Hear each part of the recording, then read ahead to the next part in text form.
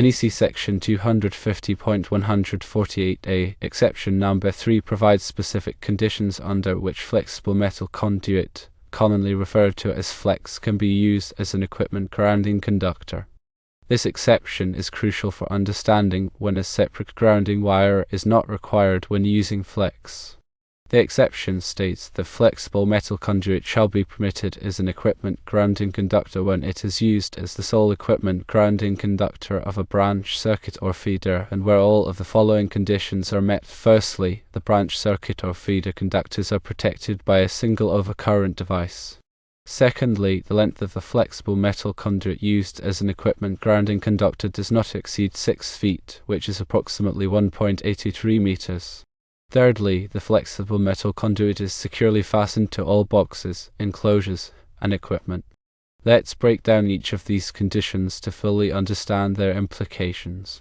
Firstly, the requirement that the branch circuit or feeder conductors are protected by a single overcurrent device is paramount for safety. An overcurrent device, such as a circuit breaker or fuse, is designed to protect the circuit from excessive current, which can cause overheating and potentially lead to a fire. By ensuring that the circuit is protected by a single overcurrent device, the integrity of the grounding path is maintained, and any fault current can be safely conducted back to the source.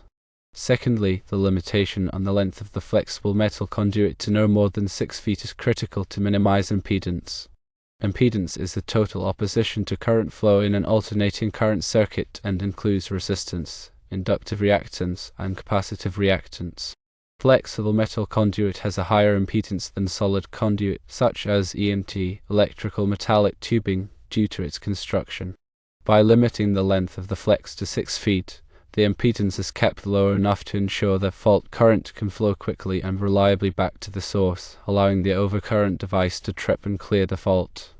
Thirdly, the requirement that the flexible metal conduit is securely fastened to all boxes, enclosures, and equipment is essential for maintaining a continuous and reliable grounding path. Secure connections minimize resistance and ensure that fault current can flow freely. Proper fastening techniques, such as using appropriate connectors and fittings, are crucial for achieving this. Now, let's consider how this exception applies to a specific installation scenario where 1-inch EMT, electrical metallic tubing, is used for a run of fiber optic cables. At the end of each run, less than 3 feet of 1-inch flex is installed to connect the EMT to forks for box riveted to a jiffy pole, which then leads to office furniture. The 1-inch EMT is grounded at the communications closet using a grounding bus bar. In this scenario, the use of flex as an equipment grounding conductor for the last 2 to 3 feet of the EMT run appears to meet the conditions of exception number 3. Firstly, the branch circuit, in this case, the fiber optic cables, is protected by a single overcurrent device located at the communications closet. Secondly, the length of the flex used does not exceed 6 feet. Specifically, it's only 2 to 3 feet. Thirdly, the flex is securely fastened to the forks for box in the jiffy pole using appropriate connectors. Given these conditions, it appears that the use of flex as an equipment grounding conductor is permissible without requiring an additional number 14 AWG ground wire. However, there are additional considerations to ensure the safety and effectiveness of the grounding system. Firstly, the jiffy pole should be electrically continuous with the furniture and the electrical ground provided through the electrical wires. This ensures that the furniture is properly grounded and that any fault current can flow safely back to the source. Secondly, the forks for box should be securely bonded to the jiffy pole to ensure proper grounding of the flex. Bonding involves connecting the metal parts of the electrical system together to create a low impedance path for fault current. This can be achieved by using bonding jumpers or other approved methods. It's important to note that while the NEC provides this exception, it's always a good practice to consult with a qualified electrical inspector or engineer to ensure that the installation meets all applicable codes and standards. Additionally, it's essential to follow all manufacturers' instructions for the installation of flex and related components. In summary, NEC Section 250.148 exception number 3 allows for the use of flexible metal conduit as an equipment grounding conductor under specific conditions. These conditions include protection by a single overcurrent device, a maximum length of 6 feet, and secure fastening to all boxes, enclosures, and equipment. By understanding and adhering to these requirements, you can ensure a safe and effective grounding system for your electrical installations. Furthermore, understanding the terminology associated with grounding and bonding is crucial for anyone working with electrical systems. Grounding refers to connecting the electrical system to the earth, which provides a reference point for voltage and helps to stabilize the system. Bonding, on the other hand, involves connecting the metal parts of the electrical system together to create a low impedance path for fault current. The equipment grounding conductor, or EC, is the conductor used to connect the metal parts of the electrical system to the grounding electrode system. The grounding electrode system typically consists of a ground rod, metal water pipe, or other approved grounding electrode.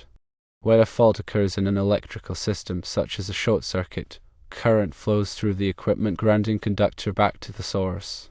This fault current causes the overcurrent device to trip, disconnecting the circuit and preventing further damage or injury. A properly installed and maintained grounding system is essential for protecting people and property from electrical hazards. In addition to the NEC requirements, there may be local codes and standards that apply to electrical installations.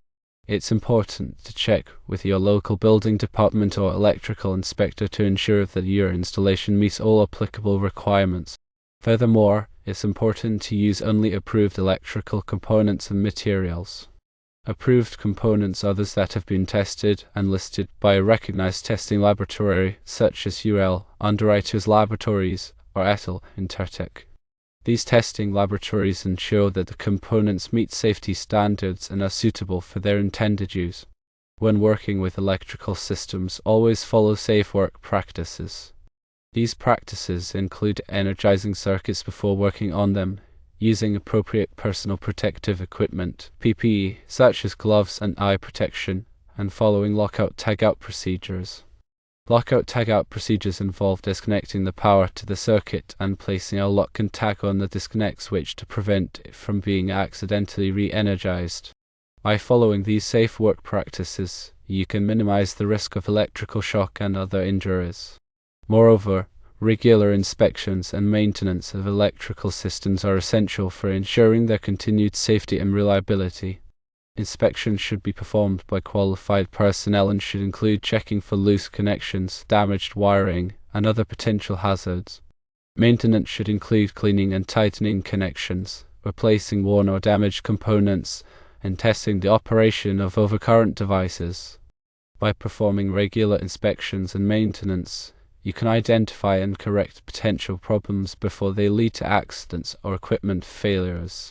In conclusion, understanding NEC Section 250.148 exception number 3 and following safe work practices are essential for ensuring the safety and reliability of electrical installations.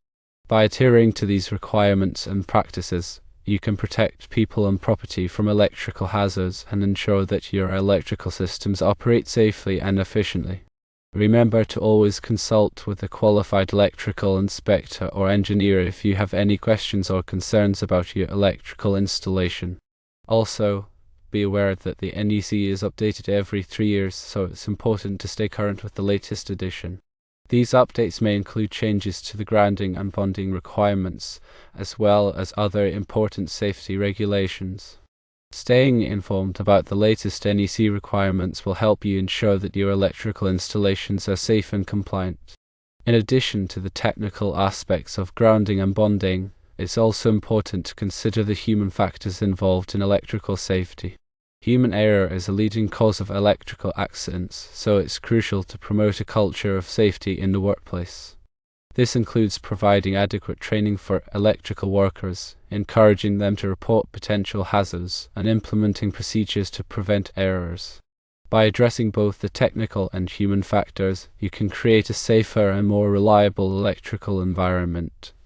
Furthermore, the use of technology can also play a role in improving electrical safety. For example, arc flash detection systems can detect and mitigate arc flash hazards, which are a significant cause of electrical injuries. These systems use sensors to detect the light and pressure waves produced by an arc flash and then quickly trip the circuit breaker to energize the circuit. Additionally, thermal imaging cameras can be used to detect hotspots in electrical equipment, which can indicate loose connections or other problems that could lead to equipment failure or fire. By using these technologies, you can enhance the safety and reliability of your electrical systems. When working with fiber optic cables, it's important to follow the manufacturer's recommendations for installation and handling. Fiber optic cables are delicate and can be damaged if they are bent too sharply or subjected to excessive tension. Damaged fiber optic cables can cause signal loss or even complete failure of the communication system. Therefore, it's important to use appropriate tools and techniques when installing and handling fiber optic cables. Additionally, it's important to keep fiber optic cables clean and free from dust and debris. Dust and debris can interfere with the transmission of light through the fiber and can cause signal loss. Therefore, it's important to use cleaning tools and solutions specifically designed for fiber optic cables. Moreover, proper labeling and documentation of electrical systems are essential for facilitating maintenance and troubleshooting. Labeling should clearly identify the function of each circuit breaker, switch, and other electrical component. Documentation should include wiring diagrams, equipment manuals, and other relevant information. By providing clear and accurate labeling and documentation, you can make it easier for qualified personnel to safely and efficiently maintain and troubleshoot the electrical system. In conclusion, electrical safety is a complex and multifaceted topic that requires a thorough understanding of the NEC, safe work practices, and human factors. By addressing all of these aspects, you can create a safer and more reliable electrical environment for yourself and others. Always remember to consult with a qualified electrical inspector or engineer if you have any questions or concerns about your electrical installation. And always prioritize safety when working with electrical systems.